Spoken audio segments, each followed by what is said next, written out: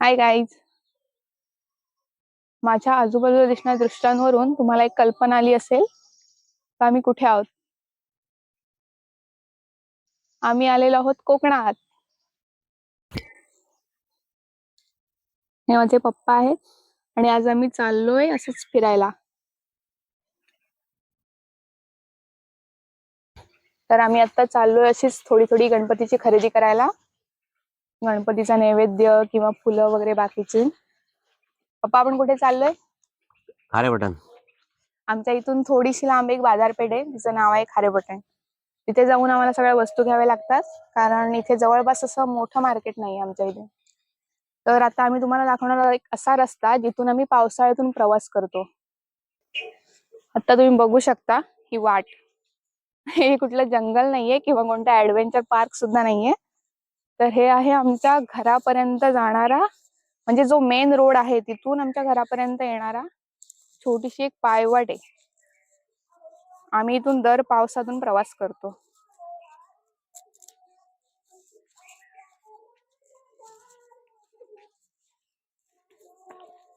बाबा काय सांगाल या वाटेबद्दल? आपली आपली दर पावसाची कसरत.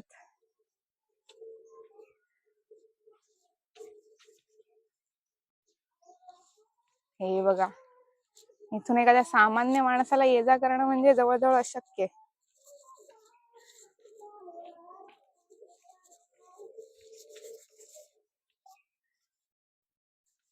रे पप्पा, आपण इथून जवळजवळ 4 महिने प्रवास करतो ना.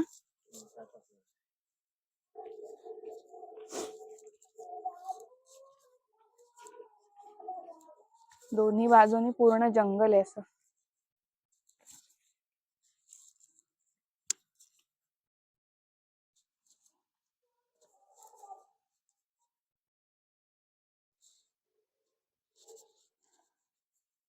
जवळजवळ 15 मिनिटाचा रस्ता आहे हा. बापरे.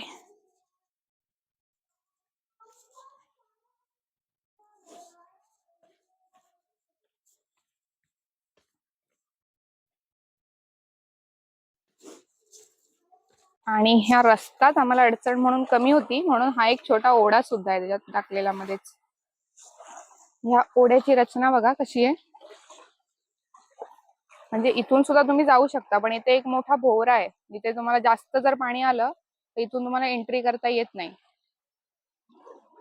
आणि तुम्हाला जायला ह्या छोट्याशा मधून जायला लागतं.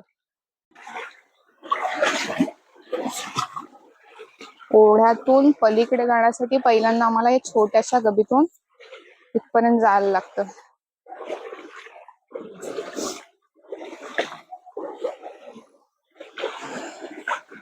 ह्या पायवाटेने आम्ही लहान असताना शाळेत जायचो.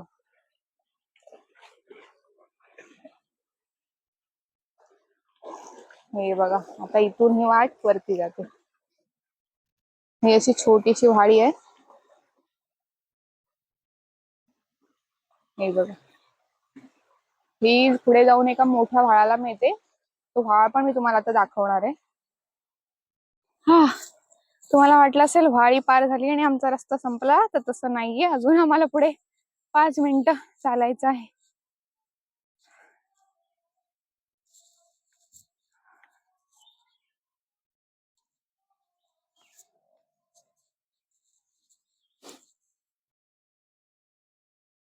आता तुम्हाला साधारण समजलं असेल की कोकणात भूताच्या गोष्टी एवढ्या प्रचलित का आहेत त्या. कारण आमच्या वाटाच एवढ्या अवघड असतात.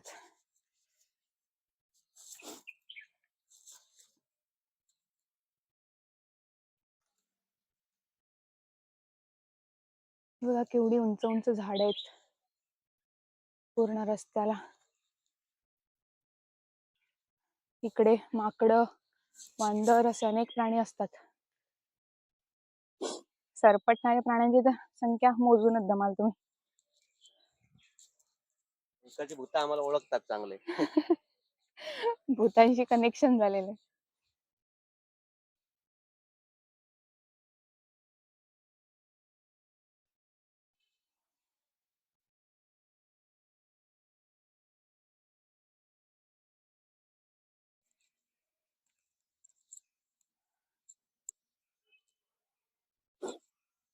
आता आम्ही एवढ्या वेळानंतर मेन रोडला टच होणार आहोत.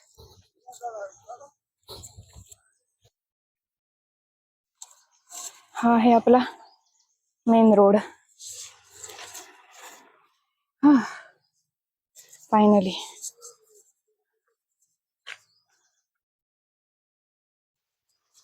आणि आता जी मी तुम्हाला छोटीशी वाडी दाखवली ती ह्या मोठ्या ओढ्याला येऊन कनेक्ट होते. ते पण तुम्हाला मी दाखवते कुठे कनेक्ट होते ती.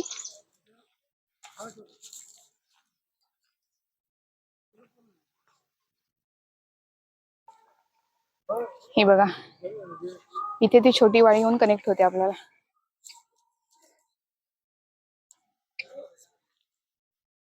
आणि हा त्याच्यावर बांधलेला ब्रिज आहे. पहिल्यांदा तिथे तो एक साकव होता, ते तुम्हाला माकडं पण दिसत असतील. त्याच्याहून आम्ही चालत जायचो. म्हणजे पहिल्यांदा गाडीचं वगैरे एवढं काही नव्हतं इथे, सगळी माणसं चालतच ये जा करायची. त्यामुळे तो एक पायी चालण्यासाठी साकव होता खूप वर्ष. त्याच्यानंतर आता हा ब्रिज झालाय एवढा मोठा.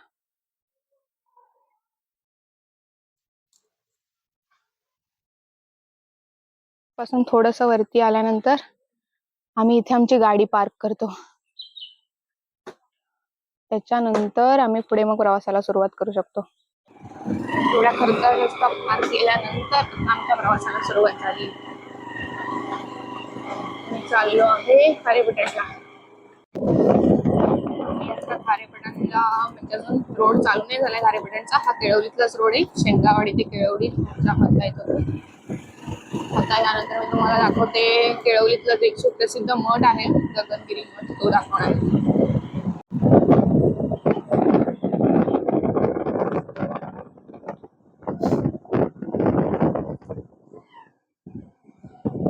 हा आहे केळवली मधला गगनगिरी मठ.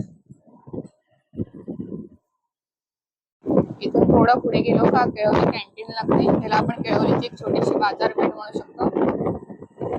आणि इथे केंद्र शाळा पण आहे, तिथे आम्ही 5वी ते 7वी पर्यंत शिकलो. ही आहे आमची शाळा. आता तुम्ही पावसाळी शेती बघू शकता.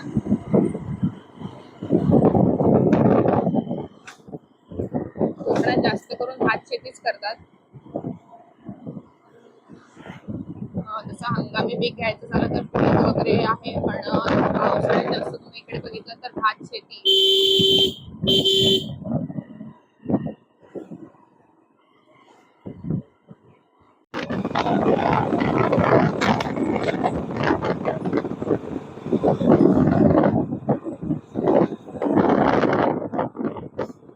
आता आपण डायरेक्ट भेटूया खारेपाटणच्या बाजारपेठेत. तोपर्यंत तुम्ही म्हटलेच आमचे शॉर्ट्स आहेत ते येतोय.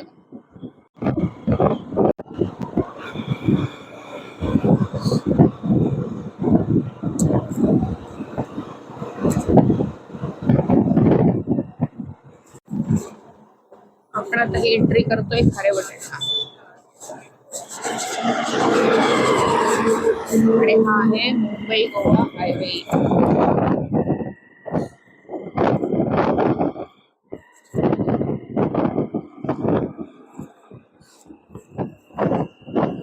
खारेपाटणला पोहोचलेलो आहोत. हा आहे खारेपाटणचा एसटी स्टँड. आमची शॉपिंग आता कम्प्लीट झालेली आहे आणि आता आम्ही चाललोय घरी परत. चला बाय बाय, भेटू उद्याच्या ब्लॉग मध्ये.